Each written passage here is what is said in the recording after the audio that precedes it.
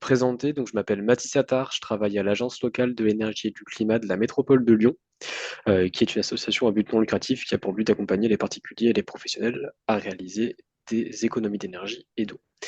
Donc ce webinaire a été organisé afin de pouvoir du coup vous présenter la nouvelle fiche technique qui est obligatoire de remplir du coup pour une demande de financement pour le fonds chaleur de l'ADEME qui, du coup, à l'échelle territoriale, du coup, un contrat de chaleur renouvelable.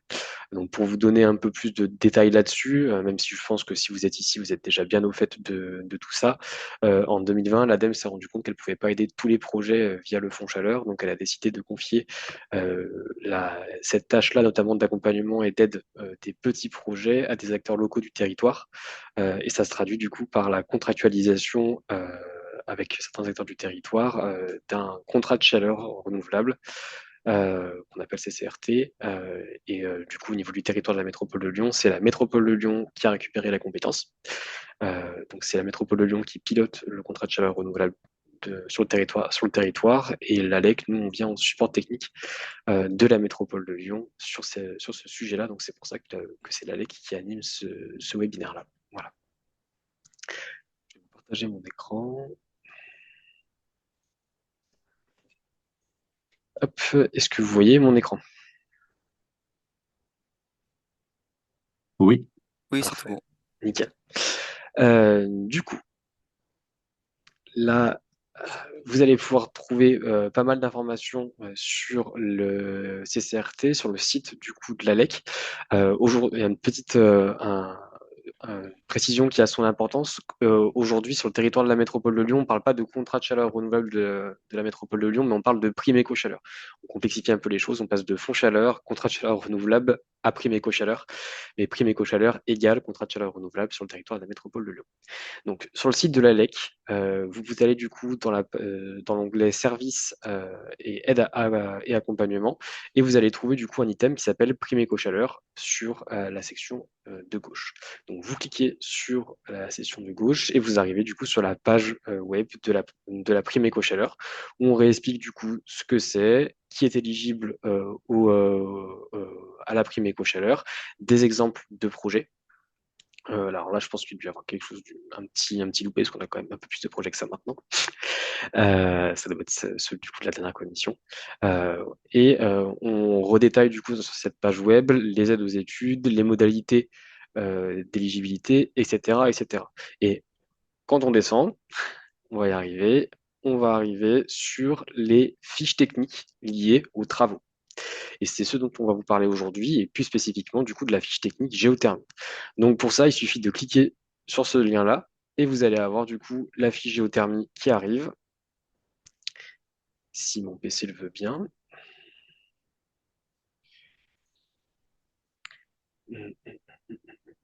Et vous allez pouvoir du coup la télécharger en haut à droite, avec le bouton que tout le monde connaît, pour pouvoir du coup télécharger la feuille euh, au au format XSX.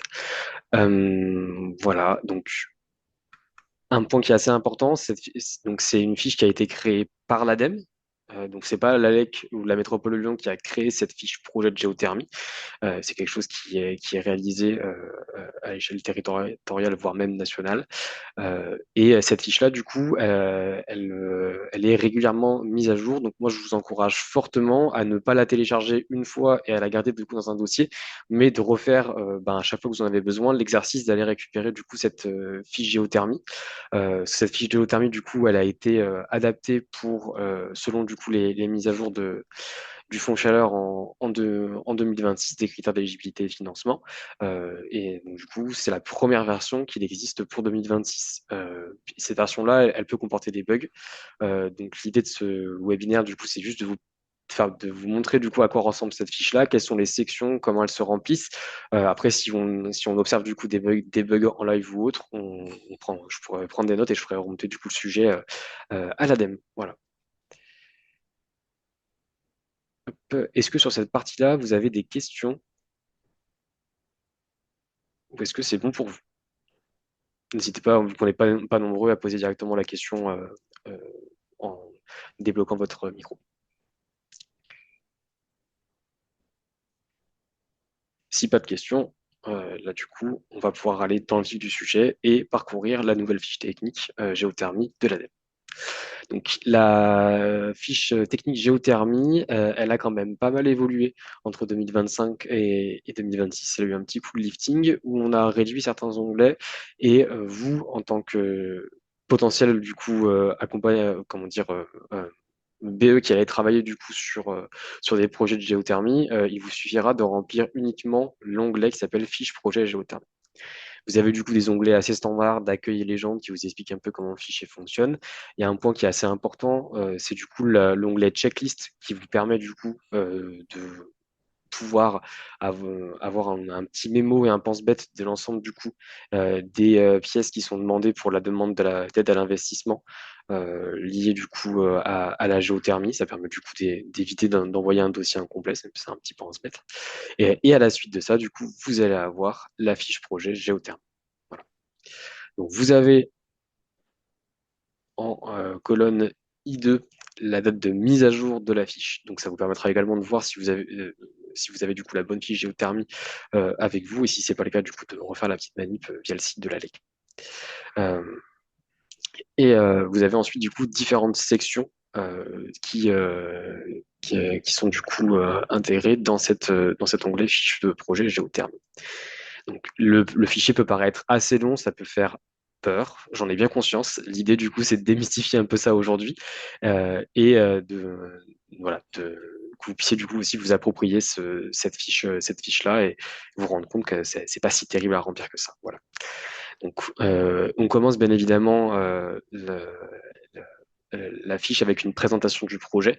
Donc là, je me suis permis, j'ai pris un exemple assez récent d'un projet qu'on a pu avoir sur le territoire de la métropole de Lyon.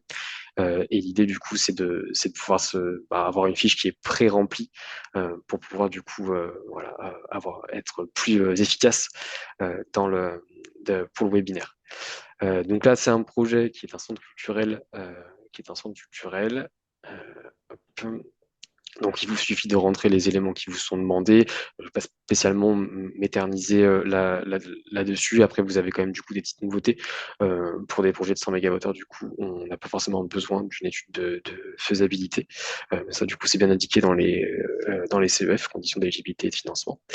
Euh, on demande du coup s'il y a eu un essai de nappe ou un TRT qui a été réalisé, l'indication de la zone GMI dans laquelle le projet se trouve, la taille d'entreprise, est-ce que l'on est dans un champ concurrentiel ou non. Et là, pour le coup, vous avez également du coup des petites légendes qui vous permettent d'y voir plus clair sur le sujet. La typologie de bénéficiaires, est-ce qu'on est du coup sur une commune, est-ce qu'on est du coup sur un bâti de l'État, est-ce qu'on est du coup sur du privé, etc. etc. Type de structure, pardon, c'est plutôt ça. Après, du coup, aussi bénéficiaire, vous avez du coup, si c'est du logement, culture, tourisme ou autre, et le SIRET de la structure. À la suite de ça, du coup, vous allez devoir renseigner la typologie de l'installation. Est-ce que du coup, on est sur un projet de géothermie sur nappe ou un projet de géothermie sur sonde? Est-ce qu'on fait du chaud? Est-ce qu'on fait du froid? Est-ce qu'on fait de l'eau sanitaire, du géocooling? Et là, pour le coup, du coup, il suffit de cocher les petites cases et le fichier, du coup, est dynamique, donc il va s'adapter en fonction des critères qui sont cochés. Voilà.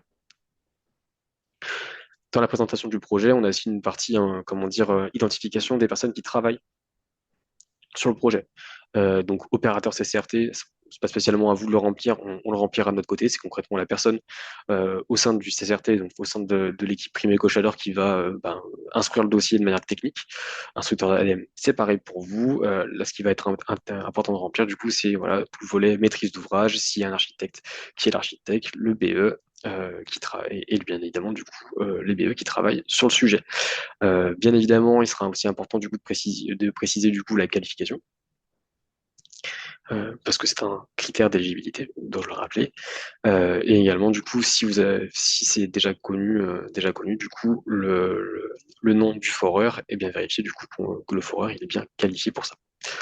Installateur de pack, même chose, mais généralement on peut avoir du coup des dépôts de dossiers qui se fassent sans avoir du coup aujourd'hui bien identifié l'installateur. Donc, si vous avez l'info, c'est tant mieux. Si vous n'avez pas l'info, vous pouvez du coup laisser cette case vide. pour la présentation du projet, ben, bien évidemment, il y a aussi une section de, voilà, de quel projet on parle, pour quelle utilité, quel bâtiment, etc. Euh, donc là, on est vraiment sur quelque chose d'assez basique et assez, comment dire, littéraire. À la suite de ça, on vous demande également, si possible, de nous transmettre des schémas utiles pour la compréhension du projet. Donc, quand on parle de schémas utiles, on parle de monotone, des besoins, des schémas hydrauliques, des plans de positionnement des forages et des plans de réseau. Ces documents-là, de toute manière, sont demandés, on va dire, à part et constituent aussi du coup la demande d'aide à l'investissement. Donc, une fois qu'on a rempli cette section-là, on arrive du coup sur la section 2, qui est du coup la description des besoins thermiques du bâtiment actuel ou futur. Donc là, bien sélectionner la zone climatique, l'altitude du projet. Et là, vous pouvez du coup, insérer plusieurs lignes ou remplir plusieurs lignes en fonction du nombre de bâtiments que vous avez. Donc, il n'y a rien de révolutionnaire là-dedans, là-dessus. Donc, on vous demande la surface chauffée, les besoins actuels du bâtiment, les besoins après réhabilitation, si c'est le cas, et du coup, les estimations de besoins liées du coup au décret tertiaire. Donc, 2030, objectif 2030, objectif 2040. Je le répète, hein, si vous avez des questions en live, n'hésitez pas pour que ça soit un peu plus dynamique. Là, du coup, vous avez le global. Hop, dans le cas de figure dans le cas que j'ai pris, on était sur un projet de construction neuve. Si jamais il y a des remarques complémentaires à faire en lien avec les besoins thermiques, il ne faut pas hésiter du coup à le préciser dans cette section-là. Et après, du coup, on arrive aussi une autre section, une troisième section, qui est du coup la section démarche ENR choix. Alors, c'était pas forcément bien identifié, ou du moins aussi clair dans l'ancienne fiche de mémoire. Mais là, du coup, l'ADEME porte vraiment une attention particulière au respect de la démarche ENR choix, et on pouvait avoir du coup ce genre d'éléments dans la fiche étude. Là, du coup, on les retrouve sur l'aide à l'investissement. Voilà, c'est bien indiqué du coup de bien respecter chaque étape de la démarche ENR choix et de pouvoir du coup apporter des éléments qui justifieront la mise en place de la géothermie sur ce projet-là. Donc pour des questions évidentes de confidentialité au niveau du projet, j'ai pas rempli les items. Mais voilà, on retrouve du coup les axes de la démarche ENR choix: réduire, mutualiser et optimiser et prioriser. Vous avez ensuite du coup une autre section qui est la section 4, qui est du coup le bilan énergétique, euh, qui concerne du coup les bâtiments qui sont existants. Donc là, on vous demande de renseigner la production actuelle. Donc là, encore une fois, vu que le fichier est dynamique, le fait d'avoir coché à un endroit, il faut que je me rappelle du coup que c'est du bâtiment neuf. Donc là, pour l'instant, on a des champs qui sont verrouillés.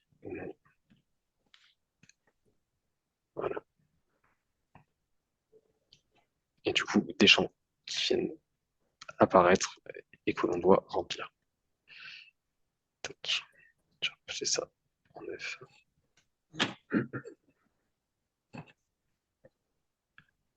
Donc, une fois qu'on a parlé des bilans énergétiques actuels du bâtiment, hop, on va rentrer du coup sur les caractéristiques de l'installation future, dans l'installation de géothermie envisagée. Bon, là, il n'y a pas il y a pas spécialement de grosses modifications, parce que c'est un champ qu'on a déjà pu voir, qui existait pardon, déjà lors de la fiche technique version 2025. Donc, on reprend des éléments au niveau du coup de l'application chauffage, de l'application ECS, de l'application froid actif. Donc là, le froid actif, il est pas activé parce que du coup, il n'a pas été précisé, hop, au début de la fiche. Hop, on va y arriver. Si on coche froid actif, ça devrait se débloquer. Voilà.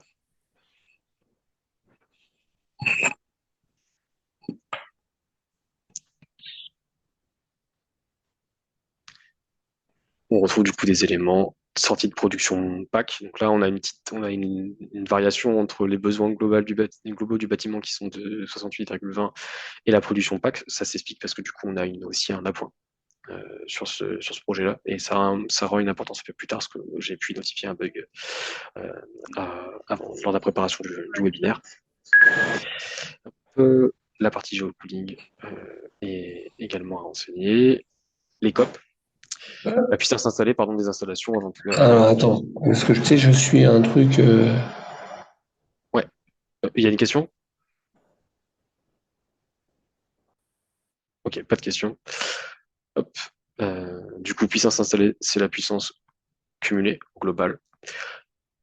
Le COP, selon les conditions de la norme 1400-511, ça c'est un point assez important, et les COP, du coup, aux conditions projet.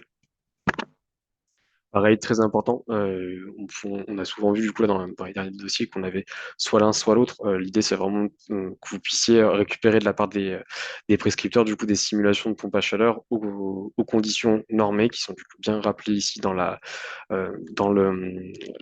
champ commentaire et également du coup une simulation de performance de la machine aux conditions projet. Pourquoi? Parce que ça permettra du coup de calculer après différents éléments qui nous permettront du coup d'estimer correctement la subvention.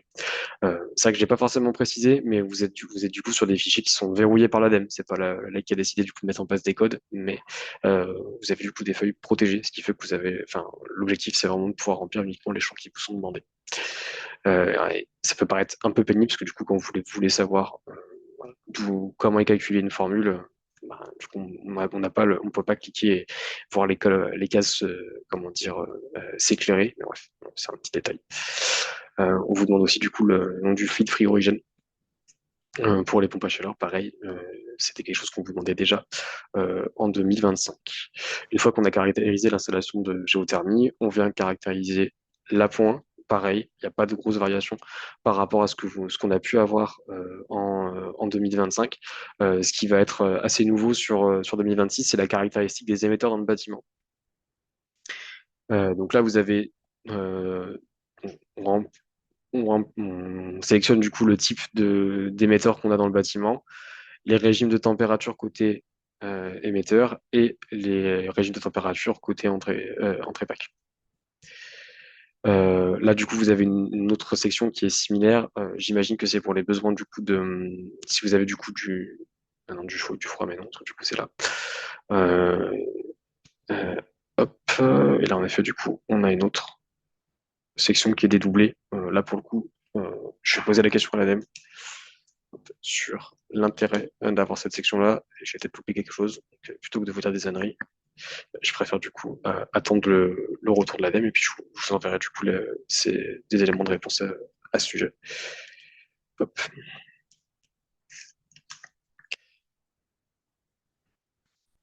On vous demande également du coup de renseigner un enfin, de renseigner des informations pour pouvoir avoir du coup une estimation des tonnes de CO2 évitées. Pour avoir échangé avec l'ADEME à ce sujet-là, la solution de référence par défaut du coup sera le gaz. Bien évidemment, ça variera du coup en fonction de vos projets. Si vous êtes en réhabilitation, on peut avoir du coup en effet des systèmes qui sont au fuel, bien à l'électricité en paquet en solution de référence ou autre. Petit bug en tout cas, que j'ai pu identifier du coup sur la fiche 2026, c'est que là, il vous indique qu'il y a du coup une incohérence au niveau des besoins et en fait la feuille compare la production sortie pack avec les besoins de chaleur du bâtiment, pardon. Ce qui fait que du coup, on a un écart parce que bien évidemment, là, le calcul, pour une raison qui m'échappe, et j'en discuterai avec l'ADEME prochainement, il ne prend pas en compte manifestement l'appoint. Donc là, du coup, forcément, on a une différence entre ce que produit la PAC et les besoins globaux du bâtiment, parce que du coup, on n'a pas pris en compte l'appoint. Donc, vous avez une casque après qui, qui apparaît en rouge là-dessus. Donc là, c'est un bug qu'on a pu identifier de notre côté. Ensuite, toujours dans cette section 4, on vous demande des informations sur la typologie de système en sous-sol qui est mis en place. Et par typologie de système, j'entends du coup le nombre de forages quand on est sur de la nappe, ou bien du coup des informations sur le nombre de sondes implantées. Typiquement, on va faire l'exercice en live, parce que j'ai dit que j'étais sur de la nappe. Si demain, hop là,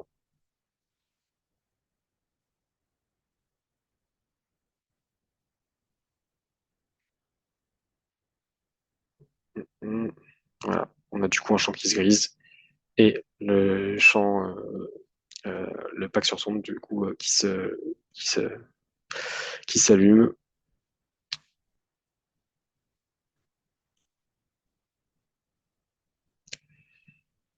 Enfin, donc une fois qu'on a renseigné le nombre de forages, la profondeur et autres, on vous demande également du coup des informations sur les débits, voilà, et les températures de prélèvement et de rejet. Vous avez une section 5 qui concerne du coup le réseau de chaleur. Donc c'est si jamais votre système de géothermie il est couplé à un réseau de chaleur privé, cette portion de réseau de chaleur du coup peut être financée par l'ADEME, donc elle demande également des informations là-dessus. Dans le cas de ce projet-là, ça n'a pas été le cas. Mais voilà, encore une fois, on peut faire l'exercice de débloquer cette section dès le début, en précisant du coup qu'on aura bien un réseau de données financières. On n'y est pas. Voilà. Section 5.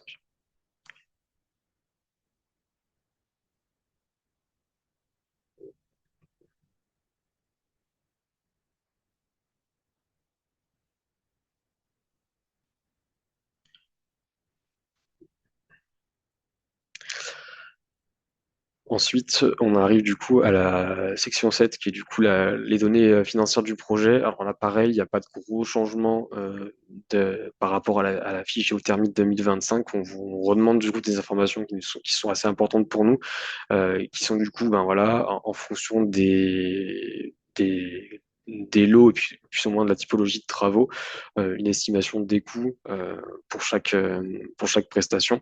Ça permet du coup de pouvoir calculer un potentiel écrêtement de la subvention si nécessaire. Et en parlant du coup justement d'écrêtement, j'imagine que vous le savez déjà, mais la grande nouveauté du fonds chaleur, enfin pour la géothermie en 2026, c'est le cumul des C2E avec le fonds chaleur. Donc d'où l'importance, à mon sens, en 2026, de pouvoir vraiment bien remplir et d'être le plus précis possible sur la donnée financière et également du coup sur l'estimation des C2E, parce que du coup le calcul de l'ADEME le calcul de l'aide en dépend. Et là, du coup, sur le calcul de l'aide, je pense que j'ai pas encore réussi à trouver la case subvention ADM qui doit se cacher quelque part dans le projet, mais je pense qu'il doit y avoir une légère erreur dans le calcul. Peut-être que la fiche projet est mal renseignée, parce que le montant, du coup, est pas correct vis-à-vis de ce qui a été, de ce qui a été renseigné en amont. C'est un dossier qu'on a déjà pu instruire. On était sur un montant de subvention plus élevé. Donc encore une fois, cette fiche-là, du coup, c'est la version numéro 1 qui a été communiquée par l'ADEME. Ce sera au fur et à mesure du coup du temps, cette fiche-là, du coup, elle sera mise à jour, elle sera débuggée. Euh, D'où aussi l'importance de pouvoir aller régulièrement sur le site de la LEC pour télécharger la dernière version et également du coup de nous faire part de vos retours si vous avez trouvé il y a des soucis dans le remplissage ou si vous identifiez du coup des erreurs dans le calcul de tel ou tel paramètre. Voilà. Euh, le plan de financement qui est du coup directement relié aux données financières et au C2E. Voilà. Le suivi de l'instrumentation, bah, c'est pareil, c'est pas une section apparaît en 2026. C'était déjà quelque chose qui était demandé en amont par l'ADEME. Voilà. Donc une fois que la fiche est remplie, vous avez du coup un onglet récap qui vous permet du coup d'avoir les informations clés du projet, et notamment du coup les mégawattheures et les aides de l'ADEME. Pour ce qui est du reste, PV, annexe technique schéma hydraulique, c'est pas forcément des choses qui sont à remplir. Ce ne sont même pas des choses qui sont à remplir, disons les termes, parce que c'est plutôt du coup des informations propres aux commissions de l'ADEME dans lesquelles sont présentés du coup les projets. Et entre guillemets, c'est de la tambouille du coup plutôt interne pour les CCRT. Voilà. J'ai essayé du coup d'être assez rapide dans le balayage du coup de la nouvelle fiche géothermie édition 2026. Donc je le rappelle, je me répète un peu, j'en ai bien conscience, mais voilà, cette fiche-là, du coup, c'est la première version de la fiche technique 2026. Il y a sûrement du coup des bugs, on a pu déjà en identifier quelques-uns à la volée lors de la session, lors de cette session-là. Donc l'important, c'est vraiment de pouvoir dès que vous téléchargez la fiche sur le site de l'ALEC, dès que vous avez un projet de géothermie avec une demande d'aide à l'investissement derrière pour avoir du coup la bonne fiche. Et si jamais du coup sur cette version de la fiche vous observez aussi d'autres bugs, pas hésiter du coup à nous faire remonter pour qu'on puisse comment dire le relayer à l'ADEME pour qu'elle puisse mettre à jour cette fiche-là. Voilà. Si vous avez des questions, n'hésitez pas du coup à débloquer vos micros, que ce soit sur la fiche technique géothermie ou s'il y a d'autres questions, je me ferai un plaisir d'y répondre si j'ai du coup les éléments en ma possession. Et s'il faut revenir une portion de la fiche technique qui pour vous est pas claire, pareil, hein, n'hésitez pas. Bonjour. Oui, bonjour. Oui, bonjour, moi j'ai une question. Vous avez dit que c'était une fiche qui vous était envoyée par l'ADEME. Je voulais Ouais, savoir si elle était bien commune à tous les CCRT au niveau national. normalement oui. Je recontrôlerai ce point-là parce que du coup, nous, elle est diffusée dans le cadre d'un d'un regroupement régional des CCRT, mais j'imagine en effet que oui, on doit avoir quand même cette fiche-là, elle doit être généralisée à l'échelle nationale, mais voilà. Je ferai, Et du coup, ma deuxième question, ouais. c'est est-ce que vous savez pourquoi cette fiche, on la retrouve pas sur la plateforme Agir lors du dépôt des dossiers en fait, d'aide à l'investissement? Ouais. Alors pour le coup, c'est normal parce que les demandes d'aide à l'investissement sur la plateforme Agir, elles sont vraiment liées directement au fonds chaleur de l'ADEME.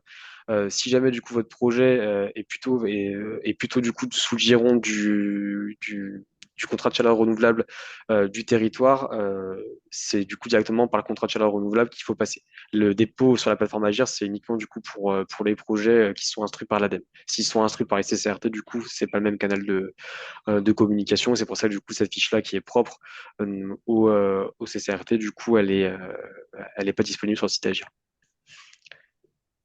Ok, merci.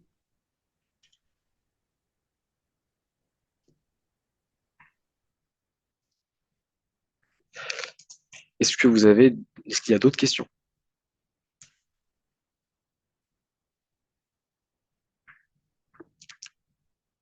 Que ça soit du coup encore une fois propre à la fiche technique ou bien du coup à la ou d'autres questions. Je vois aussi il y a Romain Jeunet du coup dans l'assistance. Si Romain Jeunet a des comment dire précisions à apporter, des éléments que tu as déjà en ta possession, faut pas hésiter.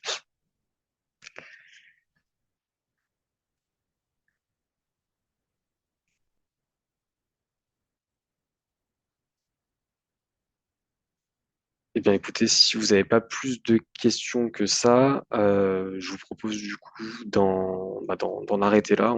Finalement, on a quand même bien tracé au vu de l'horaire. Je vais pas vous retenir plus de temps que ça pour que vous puissiez aller tranquillement déjeuner. Voilà.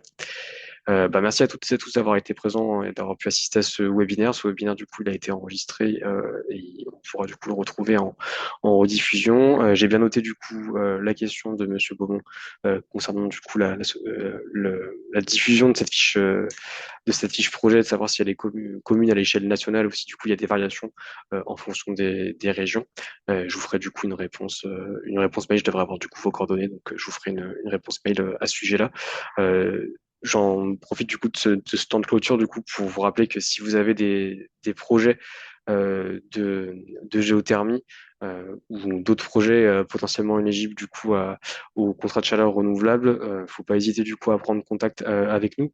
Donc on est 3 personnes aujourd'hui, même 4 au sein du CCRT de Lyon. Donc nous en tant qu'ALEC, on s'occupe plutôt du coup de l'accompagnement et de l'instruction technique des dossiers. C'est la métropole du coup qui porte le dispositif via du coup la personne de Maxime Dina qui travaille à la métropole, et côté Alec, du coup, nous sommes 3. Donc, il y a Lucas Venosino qui travaille du coup sur le volet technique avec moi, et on a également du coup une personne qui s'appelle William Foulquier qui est plutôt en charge du coup du développement et de la prospection. Mais voilà, faut pas hésiter du coup à nous contacter à l'adresse mail générique si vous avez des questions ou en cas de dépôt de dossier, sachant qu'en effet sur la page internet de l'ALEC sur la prime éco-chaleur, vous avez du coup pas mal d'éléments sur les procédures d'instruction, etc., etc.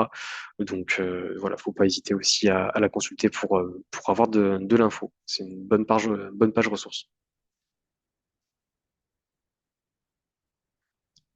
Eh bien, bonne journée à vous en tout cas. Et puis à bientôt pour un autre webinaire. On en organise également d'autres du coup sur le solaire thermique et le bois énergie dans les prochaines semaines. N'hésitez pas à, à nous contacter ou bien du coup à vous inscrire. Vous avez dû recevoir du coup un mail